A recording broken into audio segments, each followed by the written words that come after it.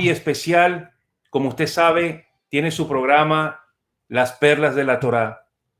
Tenemos un programa muy lindo el día de hoy, pero antes de comenzar y hablar sobre el programa de Perlas de la Torá, quiero hablar un poquito sobre lo que estamos haciendo próximamente. Usted sabe que estamos transmitiendo, compartiendo sobre el evento de la Corona de Redención. Usted conoce muy bien este programa, sabe que necesitamos todo el apoyo de Latinoamérica, que todas personas en Latinoamérica o hispanoparlante en todas partes del mundo, por favor, se inscriben en este evento. El 2 de abril vamos a estar transmitiendo desde las 7 de la mañana, hora de Colombia, hora central de Estados Unidos, por 12 horas seguidas. A las 7 de la mañana vamos a tener Shaharit.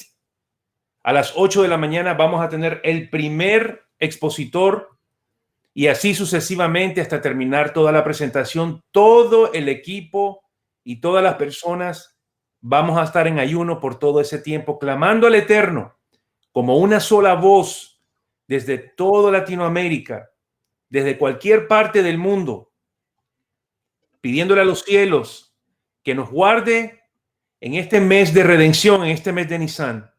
Así es que toda la información está adjunto aquí. Por favor, le pedimos que comparta el enlace, comparta este evento. Necesitamos por lo menos 1,500 personas hispanoparlantes que nos apoyen en ayuno y oración. Una sola voz desde toda Latinoamérica.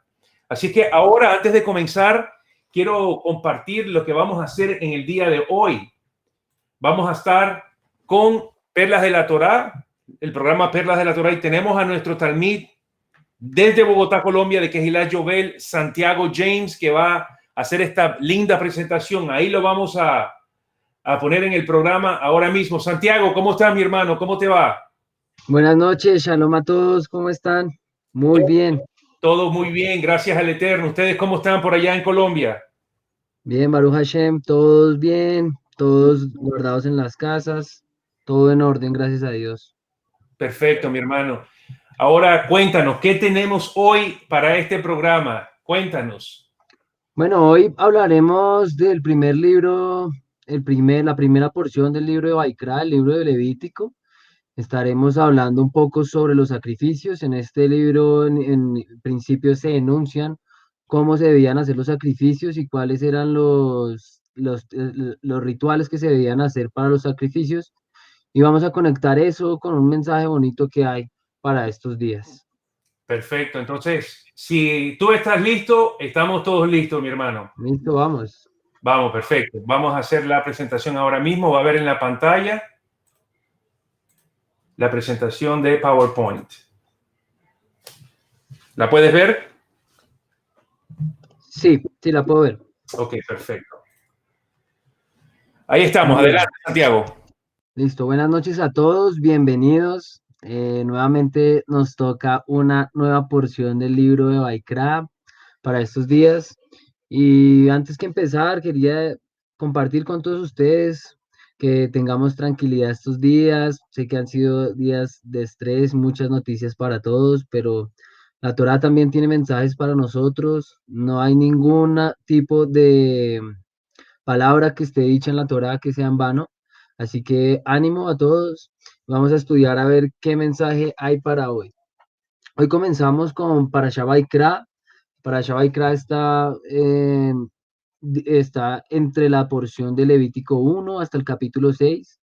Estudiaremos también la porción de la Brit Hadashah. Hay un mensaje hermoso ahí. Y vamos a ver una progresión de todo ello. El libro de Baikra casi siempre ha sido un libro que ha sido malinterpretado, sobre todo por muchos círculos que venimos del cristianismo protestante. No se suele estudiar mucho, ¿sí? Es un libro que no solemos entender porque hay un montón de reglas, hay un montón de, sobre todo reglas para el sacerdocio, entonces están especificados cómo se debían hacer los sacrificios y otro tipo de cuestiones rituales que se debía hacer. Lo primero que hay que entender, bueno, el libro de Baikra ha sido traducido como Levítico, em, y como todas las porciones de la Torah, llevan la primera, se nombran como una de las primeras palabras que hay allí. Baikra significa y llamó. ¿sí? Entonces, para entender cómo en esta parashá se enuncian los sacrificios, para entender cómo se aplican esos sacrificios a nuestra vida diaria y cuál es la implicación mesiánica de ellos, es importante comprender los sacrificios en el contexto original que están descritos allí en Levítico y por qué Hashem los ordenó al pueblo de Israel, ¿sí? Porque existe como una relación entre los sacrificios, es la forma como Hashem quiso comunicarse con su pueblo, ¿no? Que existiera una relación diaria con su pueblo. Entonces, es importante entender que la palabra de ofrenda es corbán en hebreo, ¿sí? Y la raíz de corbán es la palabra karaf, ¿sí? La raíz de la ofrenda es la palabra karaf, que significa acercarse, ¿sí? Acercarse a Hashem. ¿Por qué acercarse? Porque la ofrenda era la forma como el pueblo de Israel y como Hashem ordenó que debían ellos acercarse a tener una relación con él. Por eso ustedes van a ver todo el tema de las ofrendas es tan importante y se le dedica tanto espacio en la Torá. Ofrendas ya habíamos visto en el estudio de la Torá, se hacen ofrendas desde Bereshit, ya existen ofrendas. Vamos a ver qué ofrendas se hacían en ese momento, las vamos a estudiar hoy, pero es en Levítico donde se, mm, se dan las pautas y las reglas para cómo se debían hacer las ofrendas y qué tipos de ofrenda. Entonces, en principio, entender que hay 6 tipos de ofrenda diferentes en la Torá, que están enunciadas. Hoy solo estudiaremos 3. Existe el Hatat, Shlamim, el Olá, Minja, Asham y Miluim. Hoy vamos a estudiar solo 3 porque están relacionadas. Son las 3 ofrendas que vamos a estudiar, son ofrendas en las que se presentaban animales por diferentes motivos, ya estudiaremos cuáles. Las otras, la ofrenda de Minja y Miluim, son ofrendas que eran, y Asham, son ofrendas que eran vegetales, de harina, de harina, de tortas hechas, también se quemaban en el altar que son complementos casi siempre de estas 3 ofrendas que vamos a enunciar. Pero no las vamos a estudiar porque el estudio de hoy va a estar relacionado con los sacrificios de animales. Entonces, lo primero que vamos a estudiar son 3 tipos de ofrendas que habían. Entonces, vamos a ver dónde están enunciadas en esta parashá y en el libro de Levítico la ofrenda de Hatat, Shlamim y Olam. Vamos a desmenuzar cada una de ellas, cada una tiene particularidades diferentes, reglas diferentes y propósitos diferentes. Y para nuestra vida diaria se conectan de una forma diferente. Entonces, comencemos. La ofrenda de Hatat es un sacrificio que se ordena hacer para la expiación por el pecado. La palabra Hatat viene, el origen es Het, que es pecado. Hatat era la ofrenda que se hacía para expiar el pecado, ¿sí? Esta ofrenda, las primeras veces que aparece ordenado en Levítico, es aquí en Baikra, en esta porción 4:1 hasta el 5:13, y luego más adelante se hace la especificación para los sacerdotes, ya fuera de esta porción, en el 6:24 y hasta el 30, que eso lo veremos la próxima semana. Existe también la ofrenda de Shlamim, que es el sacrificio de paz, o de comunión, también se conoce así, o sacrificio de integridad también, y aparece ordenado o aparece sugerido en esta porción, en Baikra, en el 3:1 al 17 y en el 7:11 al 36. Pero esta porción, esta ofrenda ya había aparecido en la Torah anteriormente, en Génesis en 34:21, en Éxodo 24:5, que ya veremos. Este es muy importante porque en el 24:5 pasó algo muy importante en Éxodo, en Shemot, y en el 32:6. El Olá, la ofrenda de Olá, era el sacrificio más común que había, que era sacrificarlo todo quemado. Ha sido traducido como holocausto. Las veces que leemos en nuestras traducciones holocausto, es muy probable, casi el 99% de las veces se refiere a este tipo de sacrificio, ¿sí? La mejor traducción que se ha hecho es como ofrenda de ascensión. Y aparece en esta porción en Levítico, pesando, es lo primero que se ordena en Levítico se ordena y se dan las pautas para hacer esta ofrenda, ¿sí? Está en el capítulo primero, del verso 1 al 17, luego en el capítulo sexto, en el verso 8 al 13, ¿sí? Esta ofrenda es la ofrenda que se había hecho comúnmente y la ofrenda que hemos visto en casi todas las partes de la Torah anteriores. Noé hizo este sacrificio, este tipo de ofrenda, nuestros patriarcas lo habían hecho ya anteriormente, cuando se dice Moshe ya había hecho esta ofrenda anteriormente en la cronología, pues como venimos leyendo la Torah. Entonces, en términos generales, esta es la definición de los sacrificios que vamos a estudiar. Como hemos dicho, no vamos a estudiar el sacrificio de Minjá, la ofrenda de Minjá, ni la ofrenda de Ashat, ni la ofrenda de Miluim. Solo hablaremos de estos tres tipos de ofrendas. Ya veremos más adelante por qué.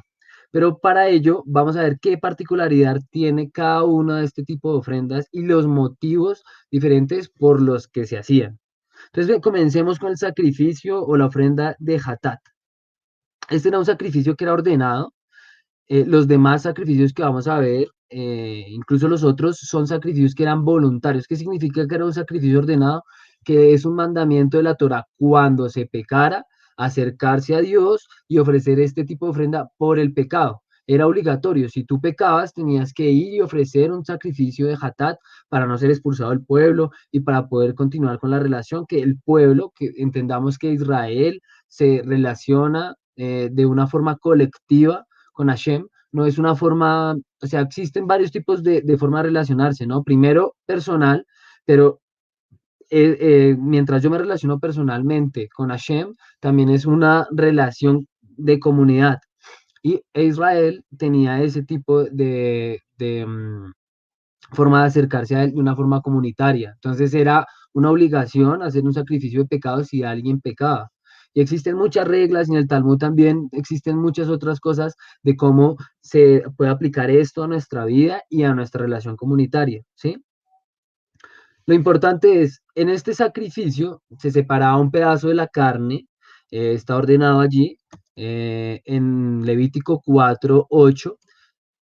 Los invito a ver también, a mí me correspondió hacer una enseñanza sobre lo que significaba la grasa, porque lo que pide Hashem de todos los sacrificios, vamos a verlo, de todos los sacrificios es que se queme la parte que él separaba para él, que se quemaba en el altar, era la grasa, lo que está escrito en la grasa, Helef en hebreo, ¿sí? Este tipo de grosura o grasa está compuesta por la grasa de la carne, los riñones, parte del hígado, y es un estudio muy bonito que les invito a ver, está en el canal de la comunidad Joel, en las porciones de Hablemos de Torah del año pasado, y hay una enseñanza muy bonita sobre la grasa, entonces los invito a verla. Pero para hoy lo que tenemos que entender es que la grasa era lo que separaba, lo que Hashem ordenó que separaba para él. Otro pedazo de la carne, y esto lo vamos a explicar es porque casi nunca entendemos cómo funcionaban los sacrificios, lo pasamos por encima y no leemos bien, y es importante entenderlo. Muchas veces uno pensaba que se quemaba todo ahí o que no existían separaciones. Por ejemplo, este sacrificio, lo que eran los riñones, el hígado, la grasa era para Hashem, el pedazo del pecho del animal más una pierna correspondía a los sacerdotes como porción. Vamos a ver que los sacerdotes siempre, y esto lo habíamos visto ya ordenado anteriormente en Shmot, los sacerdotes, la porción de ellos, como ellos eran levitas, los levitas no tenían ofrenda, no tenían posibilidad de tener su propio ganado, sus propias cosas, la forma en la que ellos subsistían y comían y vivían para ellos, para sus familias, era con los sacrificios.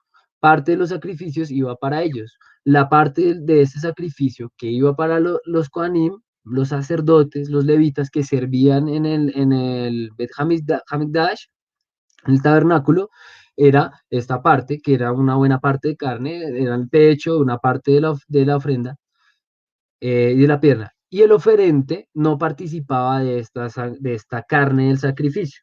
Esto es un concepto importante que muchas veces no entendemos. El rabino Bernstein, que enseña aquí en Yeshiva Shubu, enseña que el tabernáculo era como un gran barbecue de Dios y era una forma como se tenía que sacrificar ritualmente los animales para que todos consumiéramos carne, o el pueblo de Israel consumiera carne. Entonces, en este sacrificio, porque el animal, el pecado se imponía sobre el animal, el oferente no podía participar de él, porque ese animal estaba haciendo y debía morir para pagar el pecado de esa persona. Por eso él no podía participar de este sacrificio, el oferente. La persona que había pecado llevaba, el sacerdote sacrificaba al animal, separaba todo. En este sacrificio, por ejemplo, todas las vísceras y todo era separado, lo desechaban en otra parte. La parte que correspondía a Shem, que ya vimos que era la grasa, se quemaba y lo demás era botado y el animal debía haber muerto por el pecado de esa persona. Porque como sabemos, aún hoy la paga del pecado es muerte y tenía que haber una expiación por el pecado que esa persona había cometido. ¿Sí? Es importante también notar que el sacerdote ungido, el que había sido ungido para hacer esos sacrificios del día, rociaba sangre sobre el altar. ¿Cómo lo hacía para este sacrificio? Se untaba un dedo de sangre, rociaba sobre el altar y en los cuernos del altar, o sea, las cuatro esquinas del altar, rociaba otra parte de la sangre. La parte de la sangre es importante para este estudio porque vamos a ver más adelante qué es lo que significaba tener y qué significaba esta sangre. Entonces, para entenderlo para nosotros, vamos a analizarlo de esta manera. El hecho de transgredir una ley transgredir una ley siempre significa que tú cruzas líneas, ¿sí? Hashem había puesto unas líneas para sí, como decir, esto no lo van a hacer, tienen que comportarse de esta forma, y el hombre que peca es quien cruza esa línea que Hashem ya trazó, ¿sí? El ser humano, o sea, nosotros mismos colocamos líneas para entender qué hace parte de nuestros dominios y qué no hace parte de nuestros dominios. Por ejemplo, las fronteras son ese tipo de líneas que el hombre crea, ¿sí? Son líneas que el ser humano siempre está creando. Siempre crea líneas para saber qué es propio y qué no es propio. Con Hashem sucede lo mismo. Hashem hizo unas líneas para entender qué eran sus dominios y cuáles eran nuestros dominios, ¿sí? Por ejemplo, el primer pecado, el pecado del primer hombre, que el primer pecado tiene que ver con eso. Cruzó la única línea que Hashem le había colocado en el jardín, porque él estaba libre de comer, de participar, de ser el señor de ese jardín, entre comillas, para el propósito que Hashem tenía. Y lo único que le pidió fue que no tomara de un fruto un árbol y el hombre transgrede, peca al cruzar esa línea, la única provisión que le han dado, ¿sí? Es el límite que Hashem había puesto. Entonces, el hecho del pecado, el hecho de cruzar esas líneas, no solo con Hashem, sino también, si tú cruzas las líneas de la constitución de tu país, también vas a tener que ser llevado a juicio y pagar por eso, porque existen las líneas, ¿sí? Pero se relaciona con el respeto. Es una falta del respeto, así sea con el hombre, del hombre hacia el hombre o del hombre hacia Dios, cruzar las líneas que se había hecho. Entonces, este tipo de sacrificio tiene que ver con el respeto. Cumplir aquellos límites que Hashem ha puesto para nosotros es una muestra de respeto y lo hacemos por respeto. Es una forma sencilla de entender el sacrificio de pecado y cómo nosotros nos podemos relacionar hoy con el sacrificio de pecado, porque como sabemos ya sacrificios no se hacen desde que no hay templo. No podemos tomar algo que no es de nuestra propiedad, ¿m? Pero lo que hace el sacrificio de pecado es poder colocar y devolver esos dominios, o sea, colocar algo de nuestra propiedad, que es, en este caso era un animal, y entregarlo, no participar del mismo, o sea, no participar de él, el oferente no podía participar para expiar la falta. ¿Cuál falta? No haber respetado un límite que Hashem había puesto en la Torá y que había puesto para ellos. De esta forma sencilla podemos saber que este sacrificio hoy día lo podemos interpretar en nuestra vida como una falta de respeto a Hashem. Y cada vez que nosotros pecamos, debemos acercarnos, ya veremos más adelante cómo debemos acercarnos nosotros, pero debemos acercarnos a Él para pedir perdón, para expiar nuestros pecados, ¿sí? Que ya fueron limpiados por un sacrificio superior, pero igual es una falta de respeto y tenemos que entenderlo de esta forma. El sacrificio de Islamim, que es el siguiente, es el tipo de sacrificio que, a diferencia del anterior, este sacrificio era voluntario, no era obligatorio, no estaba ordenado. No llevabas este sacrificio por obligación, sino porque tú querías llevarlo. La palabra Shlamim viene de la raíz Shelem, que puede ser traducido como paz o integridad dependiendo del contexto, ¿sí? Era un sacrificio de agradecimiento, era un sacrificio para estar en paz y en comunión con Hashem.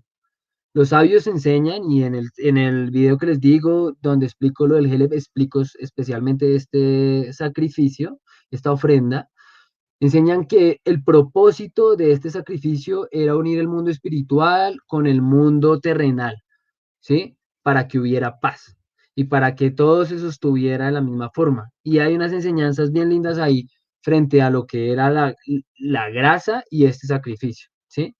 Y la única forma de poder hacer este sacrificio era estar en paz.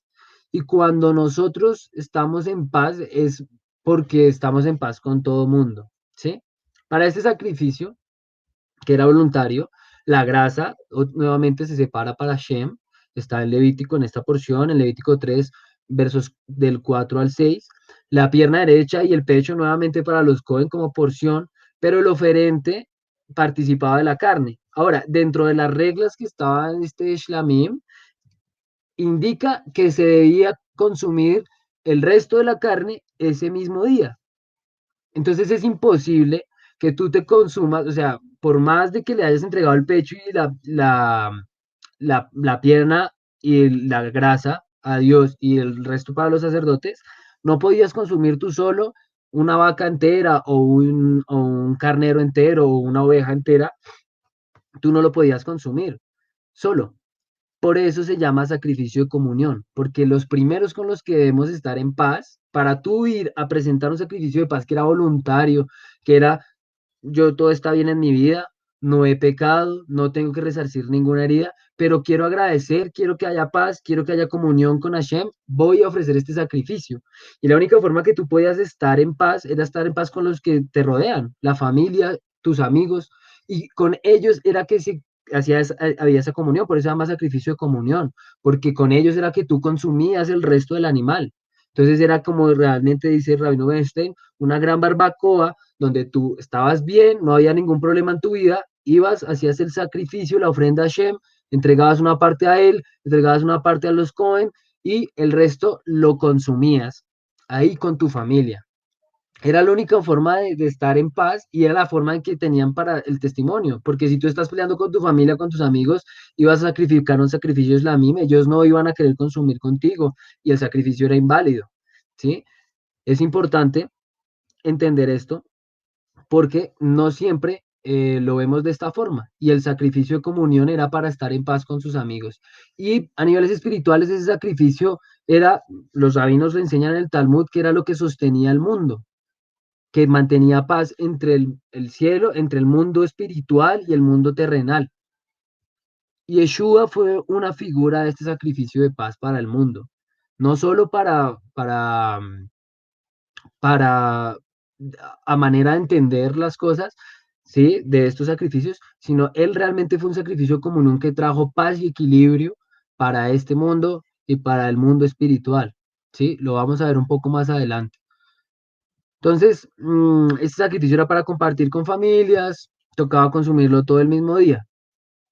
La forma sencilla de entender este sacrificio en nuestros días, enseñan los rabinos, es, por ejemplo, comparándolo con un contrato o una transacción que se hace.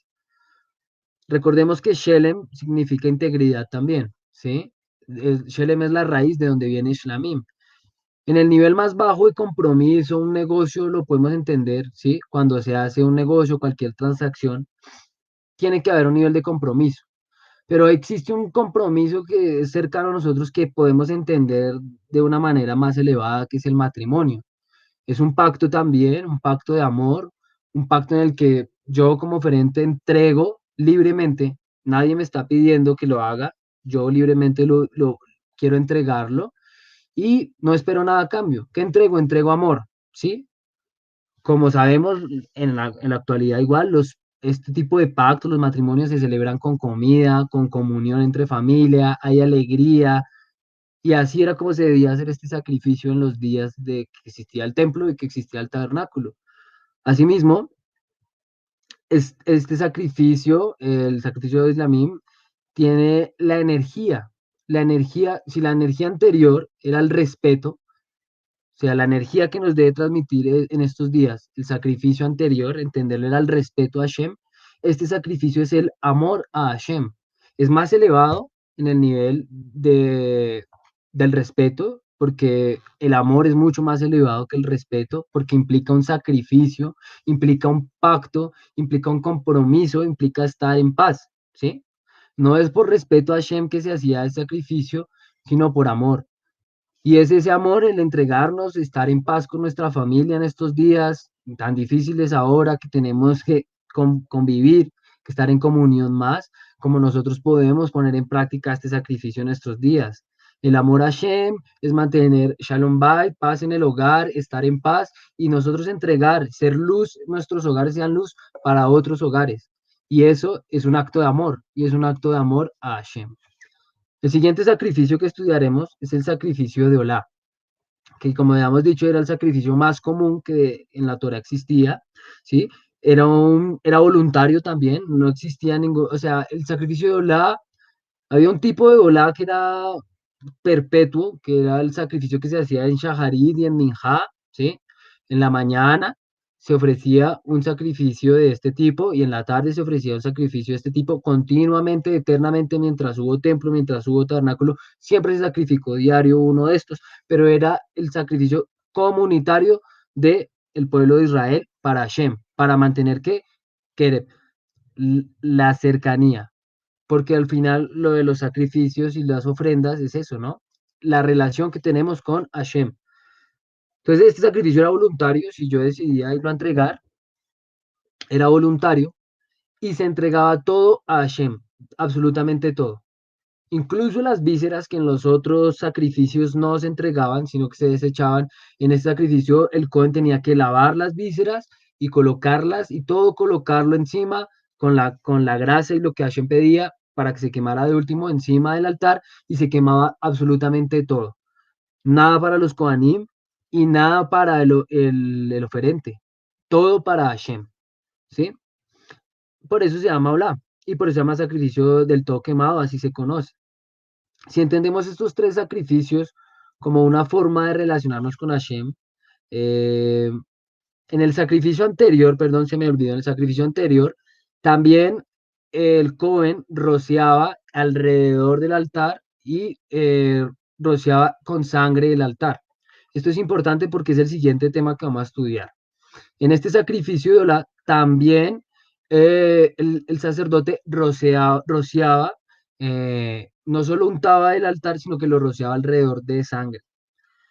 Entonces, si entendemos estos tres sacrificios de una forma, cómo debemos relacionarnos en estos días, ese sacrificio es el más elevado y superior de todos los que hemos visto, ¿sí?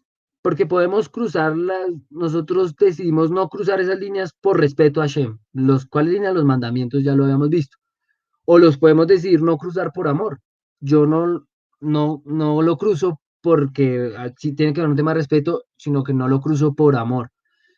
Este sacrificio, la energía, el sentimiento que alude es al temor, pero no el temor de miedo, sino el temor reverencial a Hashem, ¿sí? En hebreo, irá, no pajat, que es miedo, sino irá. Y nosotros, los que hemos tenido la oportunidad de estudiar, este temor a Hashem fue lo que tuvo Abraham, nuestro padre Abraham.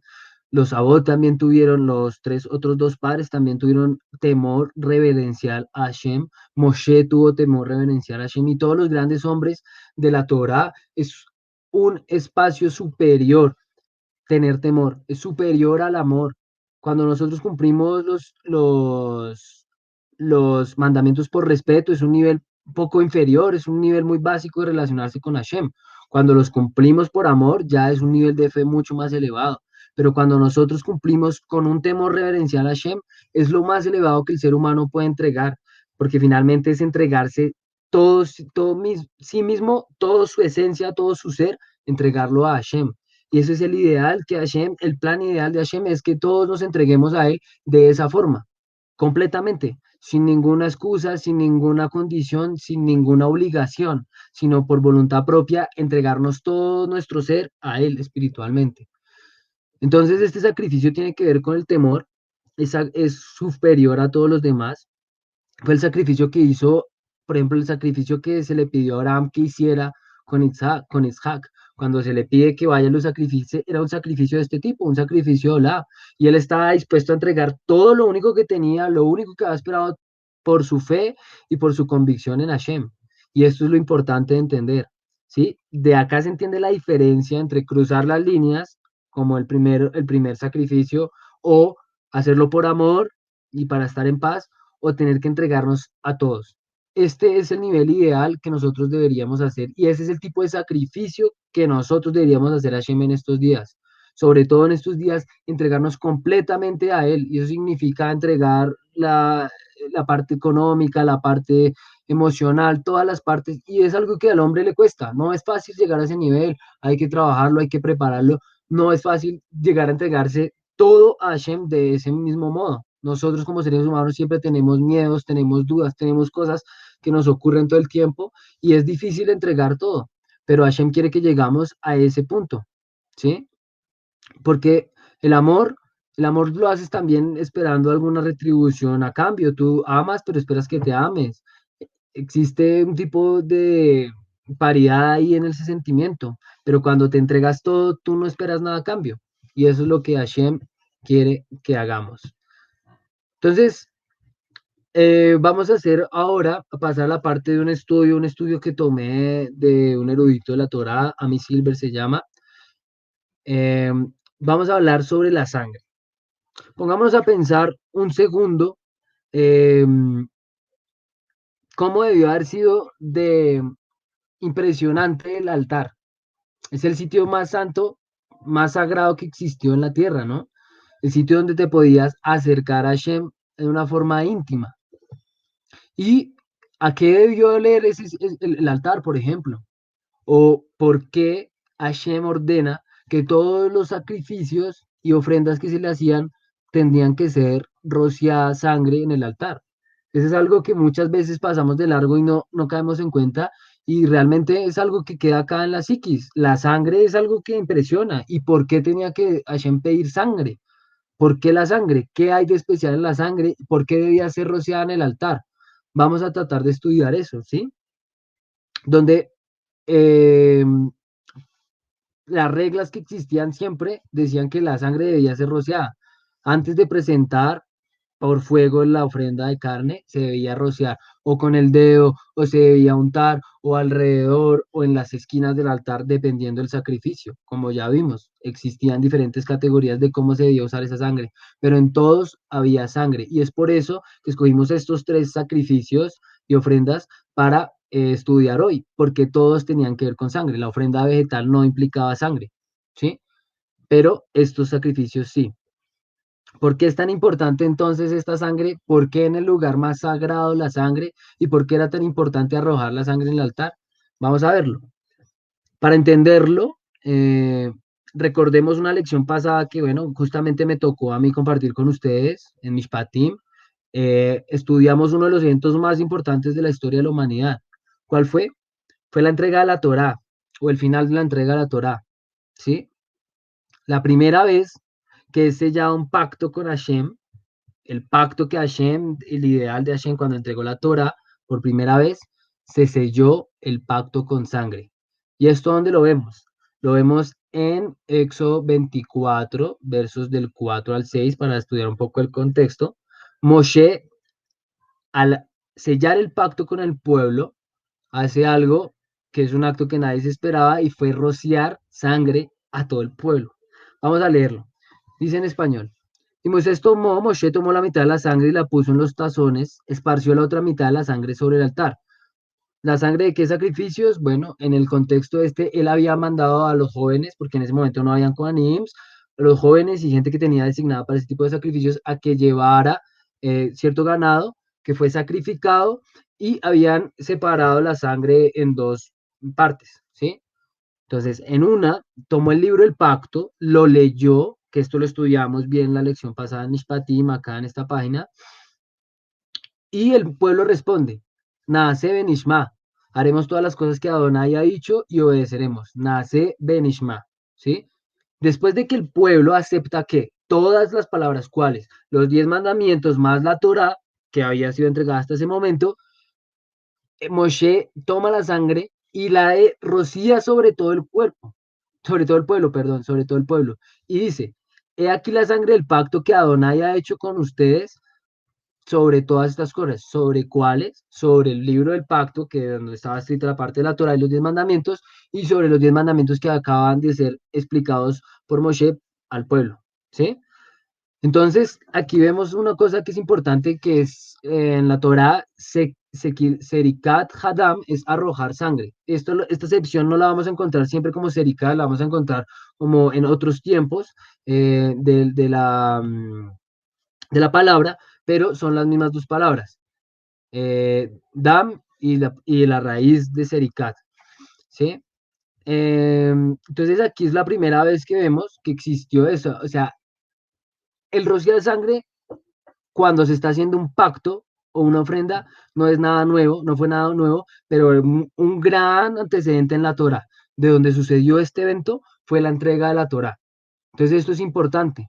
Y ahora imagínense cómo debe haber sido para el pueblo, que el pueblo acababa de ser sacado de Egipto, había vivido un montón de cosas hermosas en el camino, milagros, y Hashem mismo había hablado en el monte Sinaí, había entregado los 10 mandamientos, se había entregado la Torá con rayos y truenos y esplendor, habían ellos visto y escuchado a Hashem porque estudiamos esa vez, todos fueron profetas. Y Moshe repite de nuevo todas las palabras y les dice que tienen que entrar en pacto. El pueblo que estaba súper comprometido en ese magno evento dice, Naase Benisma, ya habían dicho Naase varias veces, pero esta fue la primera vez que dijeron Naase Benisma, haremos y obedeceremos o escucharemos, ¿sí? Y de repente Moshe agarra la sangre que había separado de los sacrificios y la rocía sobre todo el pueblo. Debió haber sido demasiado impactante ese momento para la humanidad y para ellos que estaban ahí, porque la sangre da miedo. Mucha gente le tiene miedo a la sangre, es impactante, ¿sí? Entonces imaginémonos en eso. Entonces, entendemos la constante ya en la Torah con el tema de la sangre, que es totalmente reverencial e importante para Hashem que exista sangre en los pactos, ¿sí? Y para acercarnos a él. Más adelante en el libro de Baikra, en el libro que estamos estudiando, en 17:11, ahí está la prohibición de consumir sangre. Ya esta prohibición se había hecho desde antes, incluso desde los días de Noah se había prohibido consumir un animal vivo y con su sangre, ¿sí? Y más adelante, en los mandamientos también, en el resto de mandamientos que se han ido entregando, nos habían prohibido consumir sangre. Aquí da la explicación o una de las explicaciones, la Torah misma nos explica por qué la sangre no debía ser consumida. Entonces leamos, Levítico 17:11, dice, en español, porque la vida de la carne en la sangre está, y se las he dado para hacer expiación sobre el altar por vuestras almas. Aquí específicamente se está refiriendo al sacrificio de pecado, la sangre del sacrificio del pecado. Estaban prohibiendo que esa sangre fuera consumida. Y la misma sangre hará expiación por la persona. Entonces, en el español, listo, lo vemos, lo entendemos, pero en el hebreo está enunciado esta vida, dice nefesh, nefesh. La palabra nefesh es la palabra alma, alma. Dice nafshitehem ki hadam, ¿sí? Dice de la expiación de vuestras almas, para eso es dado esta sangre. Esa sangre era importante porque era la expiación de nuestras almas, ese sacrificio de pecado. Y no solo eso, sino que relaciona el alma con la sangre, y no solo eso. Dice que en hebreo dice kinefesh, habasar, badam, ¿sí? Porque el alma de la carne, literalmente dice eso en hebreo, porque el alma de la carne está en la sangre, ¿sí? O sea que dentro de nuestra sangre, ahí la carne se refiere es al cuerpo, ¿no? Dentro de nuestro cuerpo está nuestra alma, eso ya lo sabíamos. ¿Dónde está el alma o una parte de ella? En la sangre. Es por eso que la sangre es tan importante. Entonces, cuando vemos este tipo de esta explicación y vemos lo que los sacrificios significaban, era una conexión de nuestra alma, como nosotros no podíamos dar literalmente nuestra sangre, eh, se entregaba la sangre de un animal en que se imponían las manos y era un representante de nuestras vidas, sea por el pecado, sea para tener comunión entre nosotros y con Hashem, o sea, para entregar toda nuestra vida a Hashem, era literalmente entregar nuestra alma a Hashem, ¿sí? Entendiendo este verso que acabamos de estudiar, eh, vamos a entender cómo era puesta la expiación sobre el altar de nuestras almas. Nuestras almas eran las que estaban siendo expiadas por esa sangre. Así que vemos que la sangre y el alma están directamente y literalmente desde la Torah conectadas. A pesar que la sangre para nosotros parece ser un tema primitivo y lo más físico que existe, y que el alma es un tema más espiritual y divino, porque el alma que nosotros tenemos, dicen los rabinos y los estudiosos, que es la parte que Hashem insufló en nosotros, ¿sí? Es la parte divina que Hashem puso en el ser humano. Por eso los animales también tienen sangre, también tienen alma, eh, por eso se llaman animales. Anima es alma en griego y animal viene del griego. Por eso los animales también tienen alma, pero el ser humano tiene diferentes niveles de alma. El nivel más básico del alma estamos entendiendo que está relacionado con la sangre y está en nuestro cuerpo, ¿sí? Científicamente, como sabemos nosotros, la sangre en nuestros cuerpos representa la vida. Sin ella no podemos vivir. Los glóbulos rojos, la sangre está compuesta por varias cosas, glóbulos rojos, glóbulos blancos y plaquetas. Los glóbulos rojos se encargan de llevar oxígeno al corazón y al cerebro para que estos funcionen bien. Los glóbulos blancos protegen nuestro cuerpo de enfermedades, como estamos viendo en estos días, o sea, generan anticuerpos y defensas para nuestro cuerpo, para las enfermedades que son invasivas de nuestro cuerpo. Para eso están los glóbulos blancos.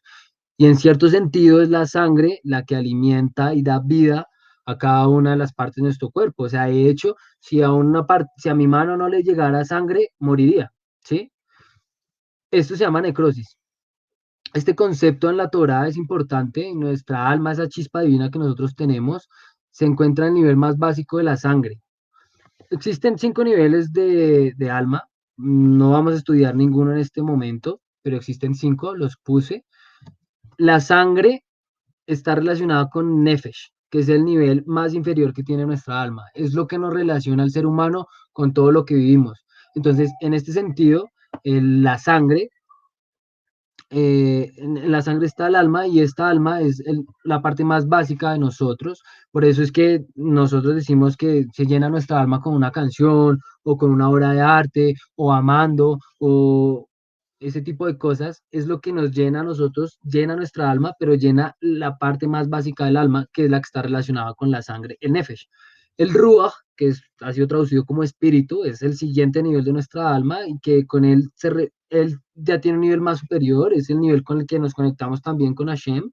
Nefesh también está relacionado con Hashem, pero nosotros tratamos de tener ruach, que nuestro Mesías dijo que iba a estar todos los días y que iba a mandar ese testigo que era el Ruach para poder estar con él a un nivel superior, que nuestra alma estuviera elevada a un nivel superior, ¿sí?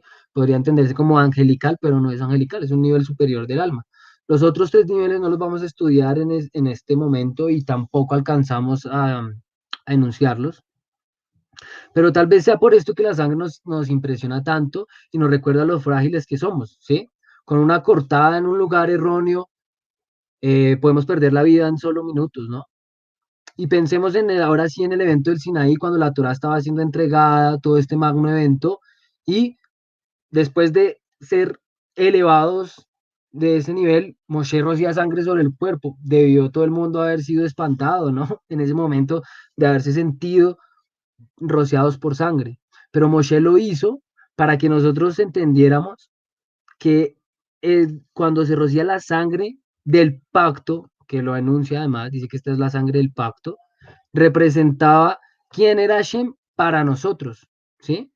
El libro del pacto que había numerado era lo que Dios esperaba de nosotros. ¿Qué espera de nosotros? Que hagamos caso. Pero la sangre es lo que nosotros somos para Hashem, ¿sí? Nuestras almas. Y que nosotros tenemos dependencia total de Hashem. Nuestra alma depende totalmente de Hashem. Nuestro nefesh y nuestro cuerpo lo necesitan para vivir, ¿sí? Viene de él y a él le pertenece. Y por eso Moshe fue, que era pedagogo y todo lo hacía de esta forma, tuvo esa idea de utilizar ese enorme símbolo que era la sangre para sellar un pacto con Hashem. No solo era entender que Hashem pedía unas reglas para nosotros, para ser su pueblo, sino entender que literalmente nosotros como pueblo lo necesitamos a Él para vivir. Y la representación de eso era ser untados con esa sangre de los sacrificios, que era el alma de esos animales que representaba nuestra alma. En un pacto, eso tiene un nivel superior de simbolismo, ¿sí?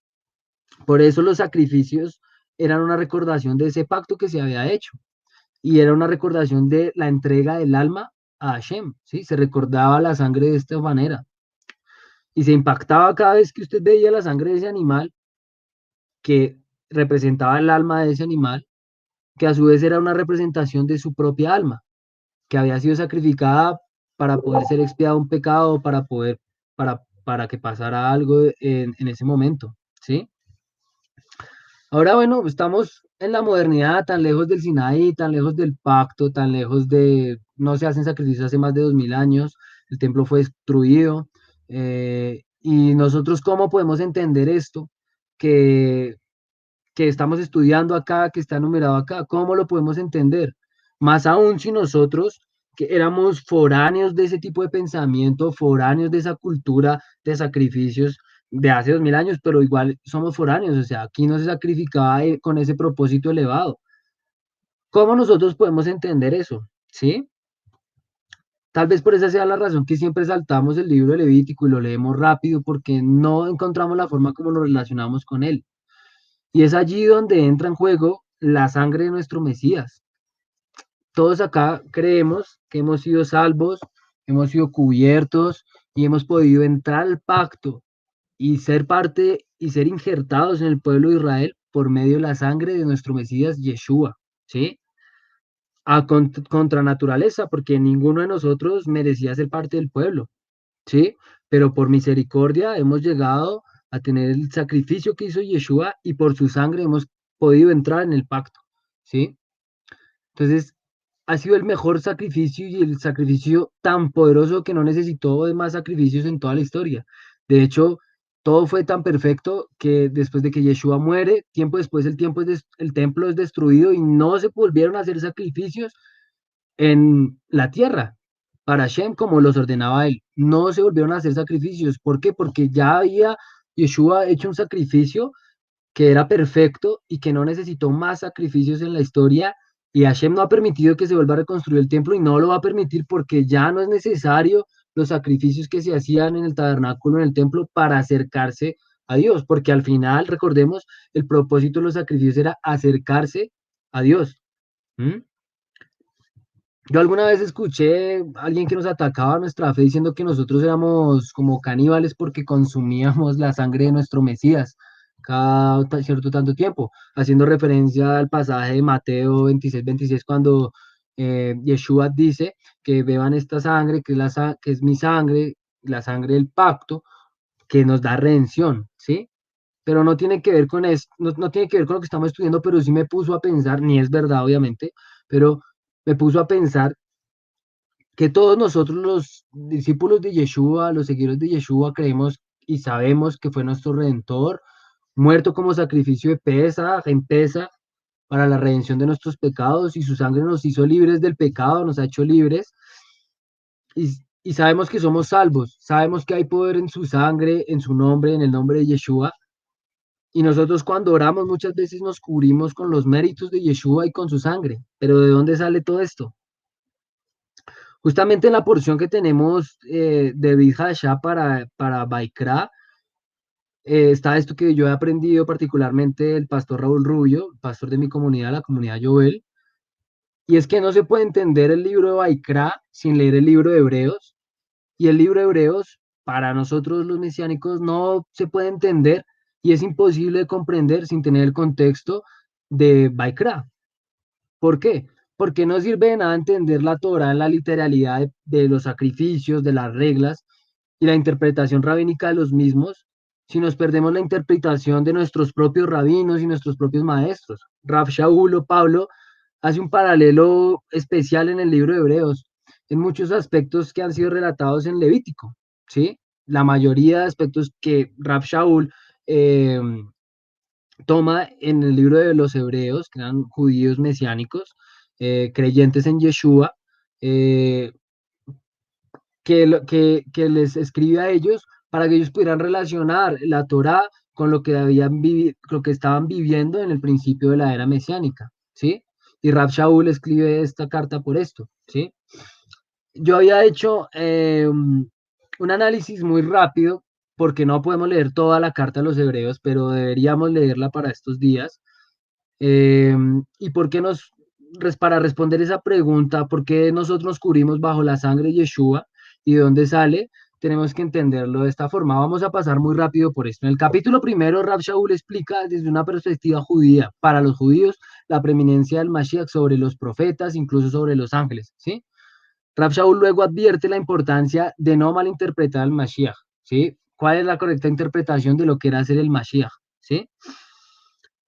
En el capítulo, la segunda parte del capítulo 2 comienza a hablar y explicar sobre el tema del sacerdocio del Mashiach.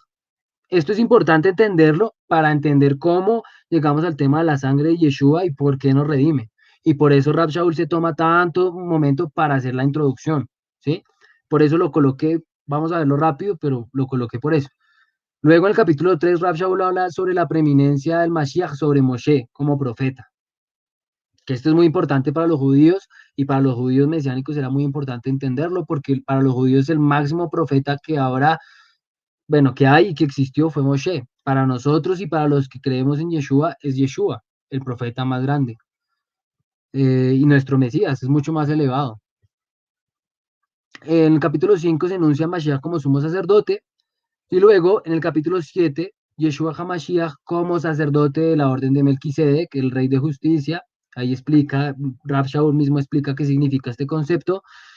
Y en el capítulo 7, finalizando, Rav Shaul empieza una explicación para referirse al sacrificio que hizo nuestro Mashiach, ¿sí? La primera vez que lo enuncia es en Hebreos 7, 26, del 26 al 28. Vamos a leer rápidamente desde el 23. Dice, y los otros sacerdotes llegaron a ser muchos debido a que por la muerte no podían continuar, o sea, morían, eran mortales. Mas este, quien, Yeshua, por cuanto permanece para siempre, tiene un sacerdocio inmutable, por lo cual puede también llevar a salvar perpetuamente a los que se acercan a Dios. Allá está hablando de una relación de acercarse a Dios por medio de un sacrificio, como se hacía en los tiempos de Moshe, viviendo siempre para interceder por ellos, porque nuestro Mesías no murió. Porque tal sumo sacerdote nos convenía, santo, inocente, sin mancha, apartado de los pecadores y hecho más sublime que los cielos, está hablando de Yeshua, que no tiene necesidad cada día, como aquellos sumos sacerdotes, de ofrecer primero los sacrificios por sus propios pecados y luego por los del pueblo, porque esto lo hizo una vez y para siempre, ofreciéndose a sí mismo. Porque la ley constituye sumos sacerdotes a débiles hombres. ¿Cuál es la ley? La Torá, y no es que constituyera porque quisiera, sino porque así se había ordenado, pero la palabra juramento posterior a la Torá, al Hijo, hecho perfecto para siempre. ¿Sí? La palabra del juramento. Ahí está refiriéndose a un pacto. Posteriormente, en el capítulo 8, Rav Shaul habla sobre el santuario celestial, cual existe, y la preeminencia de ese santuario sobre el santuario que había sido por manos de hombres, ¿sí? Y la preeminencia de la renovación de un pacto, como lo explica en la introducción del capítulo 8, 1 y 6. ¿Por qué voy a leer esto? Porque aquí Rav Shaul estaba tratando de explicar esto a los judíos mesiánicos de la época. Ahora bien, el punto principal de lo que hemos venido diciendo, dice Hebreos 8:1, es que tenemos tal sumo sacerdote, ¿quién? Yeshua, el cual se sentó a la diestra del trono de la majestad de los cielos, ministro del santuario y aquel verdadero tabernáculo que levantó el Señor y no el hombre. Se está refiriendo al templo y al Beit HaMikdash que existe superior, y que después descenderá. Porque todo sumo sacerdote está constituido para presentar ofrendas y sacrificios, por lo cual es necesario que éste también así se tenga que ofrecer. Perdón, así que si estuviese sobre la tierra, ni siquiera sería sacerdote, habiendo aún sacerdotes que presentan, porque en ese momento sí habían sacerdotes, habiendo aún sacerdotes que presentan las ofrendas según la Torá, los cuales sirven a lo que es figura y sombra de las cosas celestiales. Como se le advirtió a Moshe cuando iba a erigir el tabernáculo diciéndole, mira, haz todas las cosas conforme al modelo que se te ha mostrado en el monte. Pero ahora, ¿por qué es importante entender esto? Moshe hizo todo como fue ordenado según el modelo que él había visto en el monte de lo que era el tabernáculo en los cielos. Y ese tabernáculo en los cielos era superior, ¿sí? Y todos los sacrificios, vamos a entender más adelante, son un ejemplo didáctico que Hashem puso para saber y reconocer quién era el Mesías y cómo nos íbamos a relacionar nosotros después de que él viniera con él. Vamos, que nos quedan 8 minutos, vamos a correrlo. Por tanto, ahora tanto mejor ministerio será el suyo, el de Mashiach, cuanto es mediador de un pacto establecido sobre mejores promesas. Ya aquí vamos a entrar al clímax de todo el asunto, en el capítulo 9. Rav Shaul al principio habla sobre los ritos y ceremonias de los sacrificios y explica los sacrificios, eran tipos o ejemplos, lo que les acabo de explicar. Eso mismo que yo acabo de decir lo explica Rav Shaul en el inicio de los versos. Dice, el verso 11 es el verso en el que tenemos que hacer hincapié del capítulo 9. Pero estando ya presente Mashiach, sumo sacerdote de los bienes venideros, por el más amplio y más perfecto tabernáculo, no hecho de manos, o sea, no humano, no de esta creación, y no por sangre de machos cabríos ni de becerros, sino por su propia sangre, entró una vez y para siempre en el lugar santísimo, habiendo obtenido la eterna redención, para él y para todos los que creyeran en él.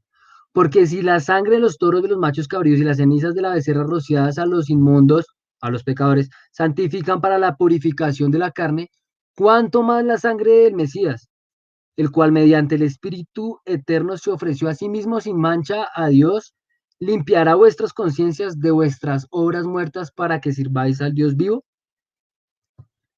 Más adelante dirá, ahí está explicando todo de una forma muy especial, conectando Baikra con lo que está explicando y la interpretación del Mesías. Dice más adelante el verso 18, donde no hay aún el primer pacto, fue instituido la sangre. ¿Cuál primer pacto? Ahí lo va a explicar adelante. Porque habiendo anunciado Moshe los mandamientos de la ley a todo el pueblo, lo vimos en el 24 de Éxodo, 24:5, tomó la sangre de los becerros, los machos cabríos con agua, lana, escarlata y sopo, y roció el mismo libro también el pueblo, y dice, esta es la sangre del pacto que Dios les ha mandado, lo leímos. Además de esto, roció también la sangre del tabernáculo y los vasos del ministerio.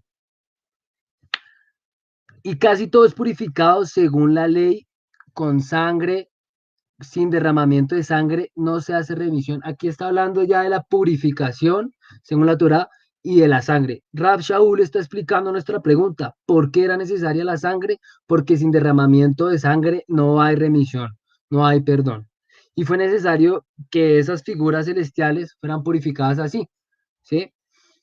Rav Shaul habla acá de eso y está haciendo la explicación con el sumo sacerdote. Es importante lo que dice en el verso 24. ¿Por qué no entró el Mesías en el santuario hecho de mano, figura del verdadero, sino en el cielo mismo para presentarse por nosotros ante Dios? No, y no para ofrecerse muchas veces, ¿sí? Sino se presentó, dice en el verso 26, una vez y para siempre por el sacrificio de sí mismo para quitar de en medio el pecado. El pecado de todos nosotros ya fue redimido por ese sacrificio que fue perfecto, que Yeshua dio. Entonces, en el verso 14, aquí, como leímos, habla de, de ofrecerse y conecta la sangre y la conciencia con el alma como un nivel superior. Aquí ya nos damos cuenta que la sangre, donde está nuestra alma, fue conectada para elevarse y para poder conectarse con Hashem. Lo vimos en el verso 14. Ya después en el capítulo 10, Pablo sigue hablando sobre la sangre de los toros que no puede quitar pecados, pero la sangre de Yeshua que sí. Dice las palabras de Yeshua en el verso 7: aquí que vengo, oh Dios, para hacer tu voluntad, como en el rollo del libro está escrito de mí, de Yeshua, diciendo primero, sacrificio, ofrenda de holocaustos y expiaciones por el pecado no quisiste ni te agradaron, las cuales cosas se ofrecen según la Torá, diciendo luego, aquí vengo, oh Dios, para hacer tu voluntad, quítalo primero para establecer esto último. Esto pasó, eso era una profecía que sucedió. Hashem quitó el templo y dejaron de hacer sacrificios, porque la única forma de relacionarse con Hashem ahora es por medio de Yeshua, por medio de su sangre, ser libres de su sangre y relacionarnos así con él. Entonces, en esa voluntad, bueno, fueron una vez para siempre. En el verso 12 dice, pero Mashiach, habiendo ofrecido una vez y para siempre un solo sacrificio por los pecados, se ha sentado a la diestra de Dios. De ahí en adelante, esperando hasta que sus enemigos sean puestos por estrado de sus pies, porque una sola ofrenda hizo perfectos para siempre. Vamos a saltarnos ya todo el capítulo 11, todo el capítulo 12, y en el capítulo 13 vamos a leer lo que es la porción de nuestra Torah y así concluimos este estudio. Vamos a leer lo que dice. Ya sin malinterpretar el contexto que Rab Shaul había hecho y por qué era importante que fuera puesto como sumo sacerdote, ordenado de una manera correcta, elevado porque donde él sirve es un santuario y un tabernáculo más elevado que este terrenal. Dice lo siguiente en el verso 10 del capítulo 13.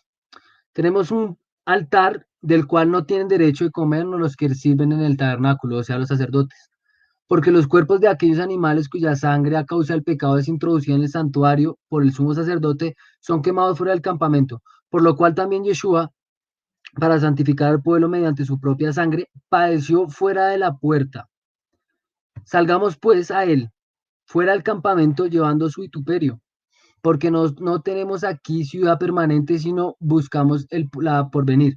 Así que ofrezcamos siempre a Hashem por medio de él sacrificio de alabanza, es decir, fruto de labios que confiesan a su nombre, de hacer el bien, de ayuda mutua, no se olviden, porque de tales sacrificios se agrada Dios. Él está elevando y hace una referencia de los sacrificios que se habían hecho, era una forma de explicar lo que nosotros ya estudiamos de cómo se relacionan a estos niveles, una forma rabínica de explicarlo. Ahora, ya para concluir, digo esto. Ser discípulo de Yeshua no solo implica estar cubierto bajo la sangre de él, sino que implica tener la responsabilidad de cuidarla y de no mancillar ni despreciar la sangre del sacrificio, porque ahí mismo en Hebreos dice que hay de temer de quien teme, de quien pelea con un Dios vivo, ¿no? De no tomar en vano y pecar a la ligera, o sea, tenemos que ser conscientes de no pecar y no pecar a la ligera, no aprovechar la misericordia que Hashem tuvo con nosotros y cuidar de la salvación a la que somos aptos por medio de la sangre de Yeshua. Y es un tema serio, no es un tema para tomar a la ligera y para creer que podemos pecar y luego volver a pecar y luego volver a pecar porque ya fueron perdonados nuestros pecados.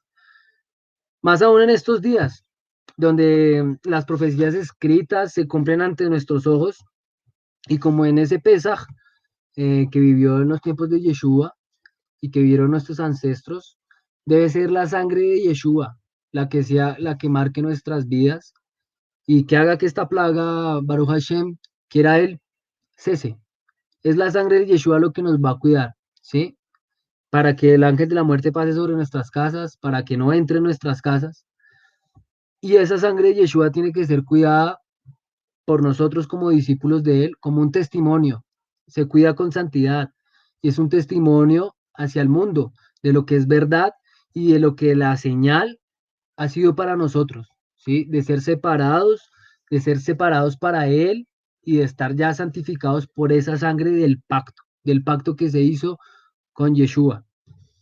Entonces, entendemos con el contexto de Yeshua, tuvimos que correr, pero ya estamos concluyendo, entendemos la profundidad de estos sacrificios. Como Rav Shaul, Pablo lo expone, fueron el propósito de Hashem para que cumpliéramos, o sea, en el tiempo que los nombró, los sacrificios que vimos en Baikra fueron puestos como ejemplo para que pudiéramos reconocer el Mesías, para que pudiéramos ver que lo que se estaba cumpliendo ahí era la forma más elevada de hacer ese tipo de sacrificios, la forma más elevada de poder conectarnos con Dios, ya no por medio de la sangre, del alma de otra, sino entregando nuestra propia alma, entregándonos nosotros mismos como un hola, como un sacrificio de todo quemado, entregar toda nuestra vida. Nosotros fuimos acercados por la sangre de Yeshua a Hashem. Y Hashem lo que espera de nosotros es que nosotros nos sacrifiquemos a nosotros mismos, demos nuestra vida entera de una forma especial, nuestra alma entera, nuestros deseos enteros, como un korban tamid, como un sacrificio continuo, una entrega completa de nuestra alma y nuestra sangre, que es lo que representa nuestra alma, y que literalmente nosotros muramos a nuestro ser para ser con Él, con Hashem y cumplir su voluntad. Y esto solo lo podemos lograr por medio de la sangre de Yeshua. Yo les invito a que estudien todo el capítulo de Hebreos, haciendo énfasis en los capítulos 9, 10 y 11, y estudiar Baikra de, mm, de la mano del estudio de nuestro rabino, el gran rabino que hubo, Rab Shaul Pablo, un enviado de Yeshua para nosotros, para que nos enseñara ese tipo de cosas. Los invito a que tengamos calma. Mm, Nosotros ya fuimos redimidos. Los tiempos que estamos viviendo ahora son los tiempos que anhelaron vivir todos los profetas, que anhelaron vivir mucha gente. Para nosotros no va a haber calamidad, existirá calamidad en el mundo, pero nosotros estamos cubiertos con la sangre de Yeshua. Tenemos que mantenernos firmes en su pacto, mantenernos firmes en el pacto que se hizo, en cuidarnos, en estar en santidad, en escuchar atentamente lo que dice la Torá para estos días y para el cumplimiento de los días que vienen, porque el mundo no se va a acabar ahora. Eh, Nosotros nos debemos preocupar no porque el mundo se acabe ya, sino porque se empiezan a cumplir todas las profecías que están escritas y tenemos que guardarnos nosotros como siervos de Yeshua para poder ser luz en estos días, para poder ayudar a que se cumpla su reino, a acelerar la venida del Mesías, que depende de nosotros, de la luz que podamos nosotros crear en este momento de oscuridad y reflejar en este momento de oscuridad. De eso depende que el Mesías venga pronto. Así que guárdense en sus casas en santidad, entréguense como un sacrificio de Shlamim, de comunión a Hashem, y trabajemos para poder ser algún día un sacrificio de Olá, como lo fue nuestro Mesías Yeshua y como nosotros mismos debemos ser, que es lo que Hashem espera de nosotros.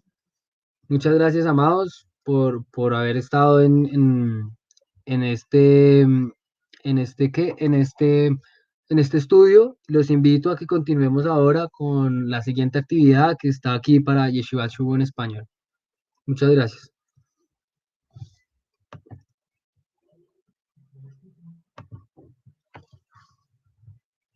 Oscar,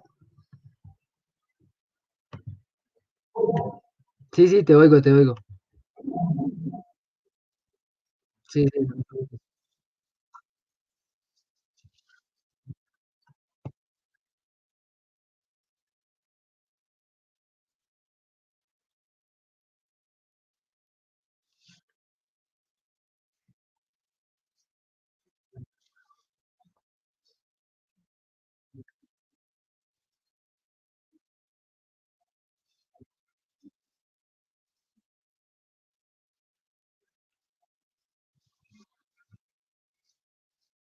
Abrazo fuerte a todos. Shalom.